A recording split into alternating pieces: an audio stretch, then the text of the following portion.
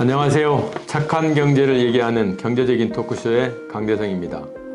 플라스틱으로 인한 환경오염 문제는 이제 기가 따가울 정도로 많이 들었습니다. 그럼에도 불구하고 폐플라스틱을 이용한 업사이클링 사업은 공정 과정에서 많은 금액과 노력을 들여야 하기에 조금은 외면받거나 다음에 하지 라는 생각으로 미루게 되는 것 같습니다. 우리가 외면하고 미루는 사이 지구는 점점 아파하면서 오염되어 가고 있습니다.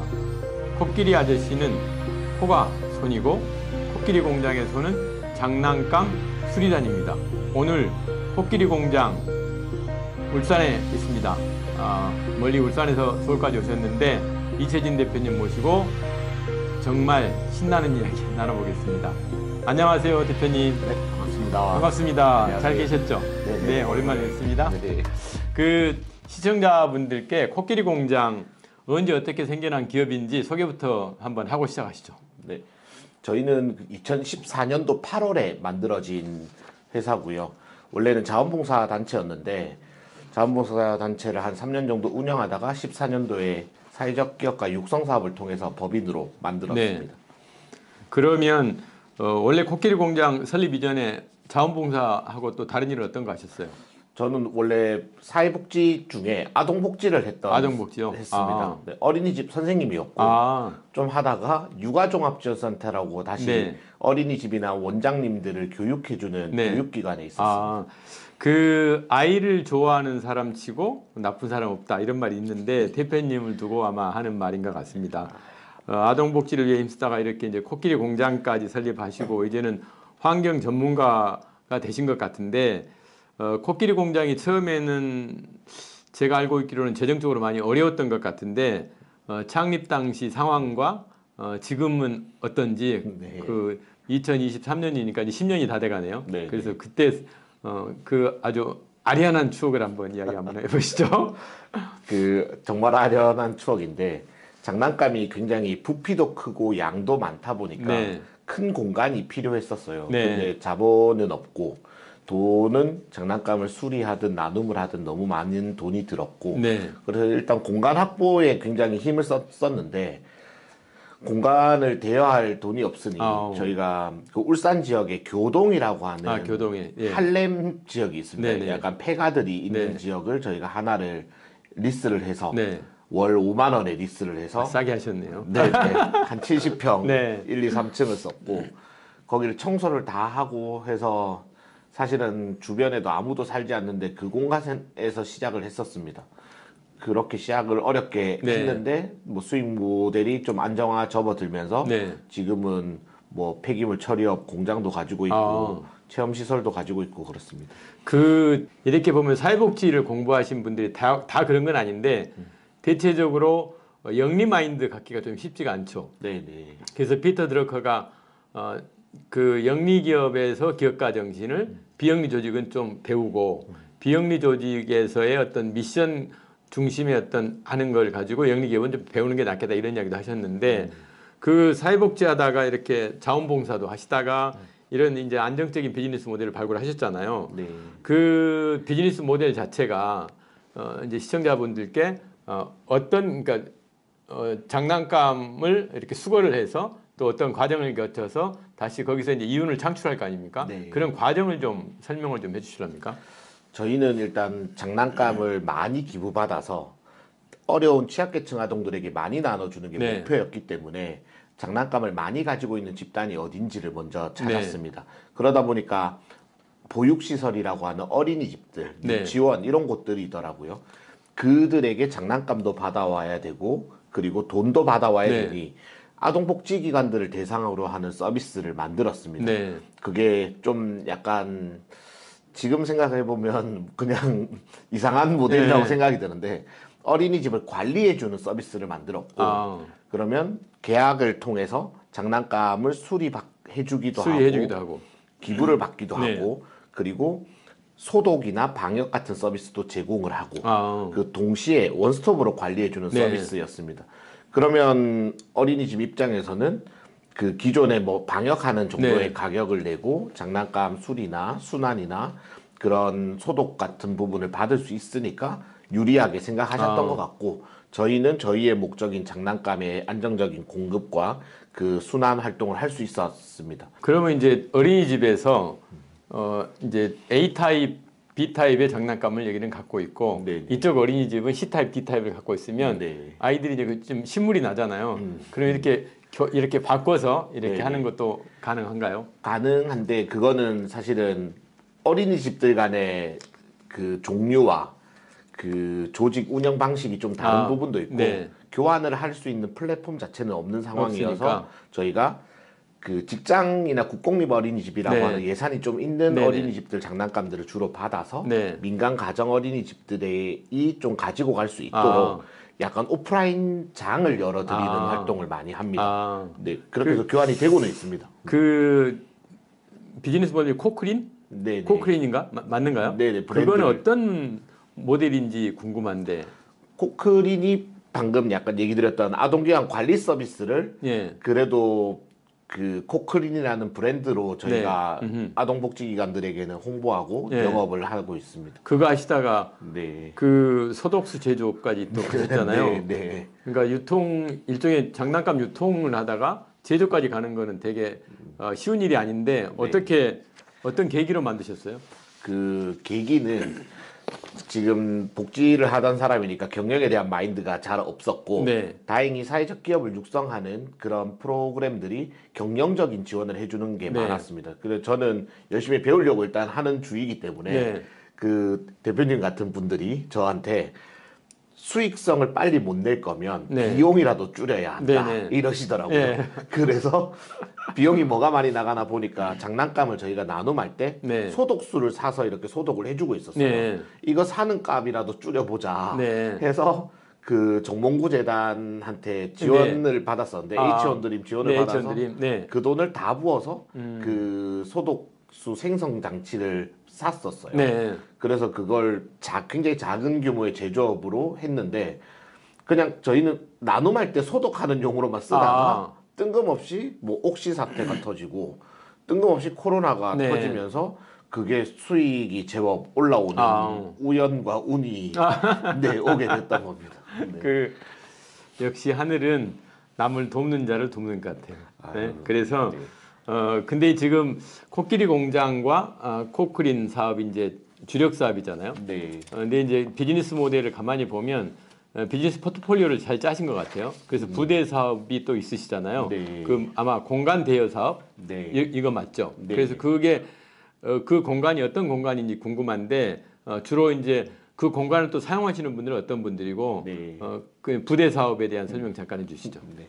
저희가 그 우연찮은 계기로 그 코로나 때나 이때 수익성이 좀 나면서 장난감을 기부하는 오프라인 공간을 만들어야겠다라고 생각을 했습니다. 그래서 울산에 한 170평 정도 되는 폐창고를 저희가 확보해서 그 공간에서 사람들이 직접 찾아와서 장난감도 기부하고 다른 장난감으로 바꿔가고 환경교육도 받을 수 있는 그런 자원순환센터 같은 걸 만들었고 그 공간에서 뭐 장난감의 순환을 눈으로 보고 체험도 할 수 있고 근데 공간이 생각보다 크다 보니까 그 사회복지시설들이나 혹은 굉장히 많은 그 소규모 복지시설들이 있는데 그런 공간이 없어서 모임을 못 한다거나 혹은 그 부모님들을 모아놓고 소규모 그런 행사를 못 하는 곳들한테 주로 대여를 해드리고 있고 환경단체나 환경에 관심 있으신 분들도 저희가 공간을 빌려드리고 있습니다.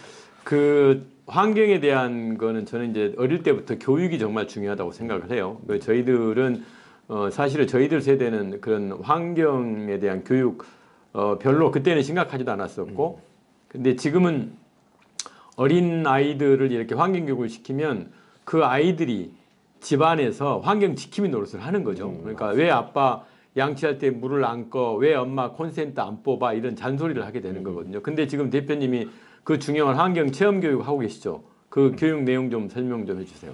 일단 저는 그래도 아동학을 공부를 좀 했었으니까 그 7세 미만 때 도덕성 형성이 굉장히 많은 부분에 대해서 말씀하셨던 것처럼 그 시기 때 그런 환경보호에 대한 인식을 심어주는 게 굉장히 좋은데 환경 교육 내용이 좀 어렵잖아요. 근데 저희는 어차피 장난감을 순환하니까 아이들한테 친숙한 장난감을 실제로 리사이클링을 해보고 네. 실제로 그것을 분해를 다 해봐서 왜 재활용이 되지 않는지에 네. 대한 정도의 얘기를 나눕니다. 그리고 재활용이 되지 않은 플라스틱들이 있으면 그것들을 플레이크 상태로 만든 것들이 네. 있어요. 그 플레이크를 만든 거 가지고 다시 아이들이 직접 만들어 보는 키링이나 화분 같은 것들을 즉석에서 만들고 그리고 가지고 가는 거죠. 네. 이게 엄청 친환경적이지는 네. 않아요. 개인적으로 네. 생각할 때는. 근데 그런 아이들이 좋아하는 형태로 바꿔서 그런 교육적인 환경보호에 대한 인식을 심어줄 수 있는 프로그램으로 운영을 하고 있습니다. 시청자들이 참여하려면 가능한가요? 뭐 직접 오셔서 하시는 방법도 있고 네. 키트의 형태도 저희가 네. 있기는 있고요. 네. 뭐 네, 그렇습니다. 아, 그 폐플라스틱, 폐장난감을 이용한 교구도 또 만드셨잖아요. 네네. 정말 우리 대표님 손이 그냥 그 마이다스의 손, 그러니까 뭔가를 만들면 바로바로 이걸 가만 두질 않고 뭔가 이렇게 거기다 가치를 심어가지고 만들고 계시는 건데 어떤 거예요? 일단 그 장난감을 가지고 리사이클링을 하거나 장난감을 가지고 그런 제품을 만든 것들이 없었어서 저희가 그걸 할 수 있다라는 걸 보여드리고 싶어서 시작을 했었고 일단 장난감 제조사에서 발생하는 PIR이라고 하는 생산 과정에 발생하는 소재를 받아와서 다시 그 레고 브릭 같은 것도 만들어내고 그리고 코딩 로봇 같은 형태도 저희가 만들어서 그걸 가지고 환경교육을 다시 할 수 있도록 그리고 기부한 아이들에게 요 제품을 주기도 하고 선물로 네 그렇게 하고 있습니다. 정크 아트 하시잖아요. 네네. 이게 좀 궁금해요. 또 정크 아트는 또 뭔지 아마 그 정크라는 말 자체에서 풍기는 걸 보면 버려지는 걸 가지고 어떤 미술품을 만든 이런 거라는 생각이 드는데 소개 좀 해주시죠. 그 장난감이 저희가 하루에 한 2, 3톤씩 들어오거든요. 기부가. 그러면 70% 정도인 한 1.5톤 정도는 기부를 하고 나머지 것들은 기부를 못해서 분해를 다 하는 상황입니다. 그러면 그 플라스틱들이 나오는 게 버려지는 게 좀 아깝기도 하고 환경오염이 되기도 하니까 그것들을 소재로 만들기도 하고 또 소재를 만들지 못하는 스티커가 붙어있는 이런 플라스틱들도 있습니다. 그런 것들을 저희가 멸종위기 동물을 큰 형태로 뭐 3m, 5m, 뭐 7m 이런 형태로 만들어보는 그런 예술 활동을 뭐 청소년들이랑도 하고 지역 작가 분들이랑도 하고 저희가 직접 하기도 하고 그렇게 만들었던 게 뭐 쌓이다 보니까 지금 한 40종 뭐 이렇게 쌓여버린 거예요. 그래서 이것들을 어린이집이나 뭐 혹은 저희가 뭐 생태관, 복지관 같은 곳에 전시하면서 장난감을 기부해달라라는 독려 사업을 저희가 했었는데 이 모습을 또 뭐 백화점이나 그런 전시관들에서 보면서 기획 전시를 하자, 환경보호 기획 전시를 하자라는 걸로 또 확대가 돼서 좀 규모 있게 지금 전시들을 몇 건씩 하고 있습니다. 정크 아트 갤러리 같은 걸 하나 딱 상설 전시장 만들면 좋을 것 같은데. 네네, 좋아하시더라고요. 아이들도 그렇죠. 부모님도. 그 다음에 지금 우리 결국은 이제 기업을 하다 보면 중요한 소명 중에 하나가 요즘 일자리잖아요. 일자리. 몇 명이나 일하고 계세요? 지금 저희가 청년 친구들이 27명 일하고 있고 그 복지부 쪽이랑 연결을 해서 그 퇴직하신 어르신들을 지금 한 140분 정도 같이 하고 있습니다. 그러면 지금 청년 일자리, 그 다음에 노인 일자리, 이제 양쪽을 다 커버를 하고 계시네요. 네네. 2022년도 매출 어느 정도 하셨어요? 매출이 한 20억 좀 넘었던 20억? 것 같습니다. 네. 올해 목표 얼마 잡고 계세요? 올해는 저는 그래도 한 2배는 점프업 할 수 있지 않을까 생각하고 있습니다. 50억은 가셔야죠. 노력해보겠습니다. 50억 운이 좀 따른다면. 아마 이 토크쇼 방송 나가면은 대표님께 연락이 많이 갈 것 같습니다. 뭐 매출에 큰 도움이 될 것 같고요. 네네. 코끼리 공장을 통해서 다시 태어난 장난감의 양과 양 얼마나 될까요? 지금 정확한 데이터 값을 저희가 가지고 있지 못해서 좀 저희도 안타까운데 매년 기부하는 양을 저희가 봤을 때는 4만 개, 5만 개쯤 4, 5만 개 됩니다. 그럼 이거를 저희가 4, 5만 개 정도씩 기부한 지가 한 5, 6년은 됐으니까 아마도 100톤은 100톤. 쉽게 넘지 않았을까. 어우. 그러면 기부받은 장난감 양은 제가 볼 때 예. 한 300톤에서 500톤 사이일 걸로 추정하고 있습니다. 저도 이제 손주가 있는데 이제 장난감이 그 연령대에 따라서 좋아하는 게 틀리잖아요. 그렇죠. 뭐 로봇 갖고 있다가 자동차 갖고 있다가 뭐 이제 그 공룡 뭐 이런 거 하다가 막 이렇게 이제 나이가 들수록 바뀌던데 그러면 이제 그거를 되게 이제 어디다가 그냥 버리잖아요. 네, 근데 네. 버리지 않고 지금 코끼리 공장 같은 데다 이렇게 이제 갖다 드리면 이게 이렇게 될 텐데 네. 이게 자원이 재활용이 되는 거잖아요. 그렇죠. 그래서 오늘 이렇게 오늘 출연하신 김에 네. 대한민국 모든 아이들이 있는 가정 부모님들한테 한 말씀. 네. 그 장난감이 아이들의 성장을 돕기 위해서 그리고 그들의 흥미를 위해서 제공을 하는 건데 그게 돈이 없어서 가지지 못하는 아이들이나 부모님들도 많이 있습니다. 그래서 기부를 해주시면 당연히 폐기될 것들을 다시 써서 환경도 보호되고 네. 다른 그 또래 이웃들의 아이들을 도울 수 있으니까 많이들 기부해 주셨으면 좋겠습니다. 저희가 이거 순환을 제대로 하고 기부하시는 분들도 혜택을 드리기 위해서 연령마다 다른 장난감을 쓴다고 하신 것처럼 네. 2살 때까지 썼던 장난감을 기부하면 3살 때 쓸 수 있는 장난감을 가지고 갈 수 네. 있는 구조도 저희가 준비하고 있고 네네. 그래서 제대로 된 순환을 일반 분들과 취약계층 분들이 다 할 수 있도록 저희 노력할 테니까 많이 기부해 주셨으면 좋겠습니다. 지금 대표님 그 양복에 달고 있는 배지가 뭐예요? 요거는 그 애기들이 장난감 기부를 하면 네네. 요 배지를 선물로 아. 주고 있습니다. 그러면 예를 들어서 네. 지금 이제 코끼리 공장이 울산에 있잖아요. 네네. 그러면 예를 들어서 제주도나 강원도나 서울이나 네. 울산 외 지역에 있는 분들이 장난감을 기부를 하겠다. 네. 어떻게 해요?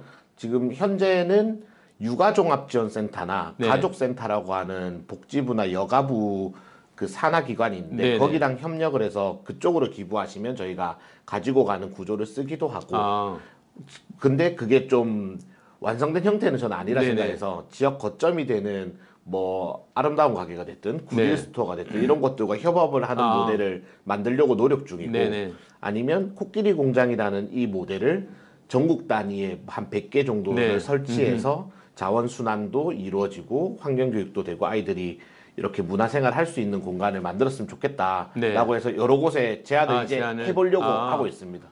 택배로 해가지고 코끼리 공장으로 직접 보내도 되는 거죠? 됩니다. 택배로 오케이. 보내셔도 되고 지금 롯데 글로벌 로직스나 네. KB 금융그룹 같은 곳에서 그 코끼리 공장에 장난감 기부할 때 네. 택배비 같은 부분도 도와주시고 도와주시고. 있으니까 아, 뭐 그 프로젝트를 할 때 잘 맞춰서 하시면 무상으로 저희한테 기부도 가능한 상황입니다. 토크쇼 중간중간 대표님의 꿈은 이렇게 이런 걸 이렇게 하겠다 저렇게 하겠다 많이 하셨는데 진짜 앞으로의 대표님이 갖고 있는 더 큰 그림이 있을 것 같은데 네. 그거 좀 말씀 좀 해보시죠. 일단 저는 이게 사회적 경제 영역 쪽에서도 규모의 경제가 있는 것 같다라고 네. 생각을 하고 있습니다. 그래서 전국 단위의 장난감을 저희가 다 순환을 해내서 네. 정말 많은 아이들에게 나눔을 할 수 있고 네. 그리고 많이 기부가 되고 나눔이 되니까 그로 인해서 일자리가 자연스럽게 네. 많이 만들어지고 그 이후로 그런 재생 소재가 됐든 제품화가 됐든 이런 것들 환경교육이 됐든 또 다른 수익 창출이 되는 모델 그리고 또 다른 아이들을 도울 수 있는 모델을 완성을 시키고 싶다. 네. 아, 이 모델이 제가 볼 때 인도네시아나 아이들이 이제 많이 낳고 있는 그런 네. 나라들로 확장하는 네. 사업이 됐으면 좋겠다라고 생각합니다. 우리 대표님 꿈 꼭 이루어지리라고 저는 생각을 합니다. 네. 오늘 귀한 시간 내주셔서 감사드리고요. 취약계층에게 이제 업사이클링 장난감을 선물하고 우리 아이들에게 깨끗한 집으로 물려주는 이런 수고와 노력을 계속 하시는데 정말 코끼리 공장이 앞으로 네. 꽃길만 걸으시기를 응원하겠습니다. 감사합니다. 최근에 경제적인 토크쇼에 모신 많은 업사이클링 기업들 보면 정말 다양한 아이디어를 가지고 지구를 구하고 있는 것 같습니다. 버려지는 것들로 집을 만드는 건축자재를 만들고 가방을 만들고 옷을 만들고 장난감을 만들고 신발 장식품을 만드는 등 많은 분들의 땀과 정성이 있습니다. 이분들만큼 앞장서지는 못하더라도 우리가 일상생활에서 조금 불편하더라도 폐플라스틱을 깨끗하게 버린다면 지구는 그만큼 덜 아프고 덜 오염될 것입니다. 우리의 미래 세대들이 깨끗한 공기와 오염되지 않은 땅을 밟을 수 있도록 각자 조금씩만 돕는 것이 어떨까요? 착한 경제를 얘기하는 경제적인 토크쇼 강대성이었습니다. 고맙습니다.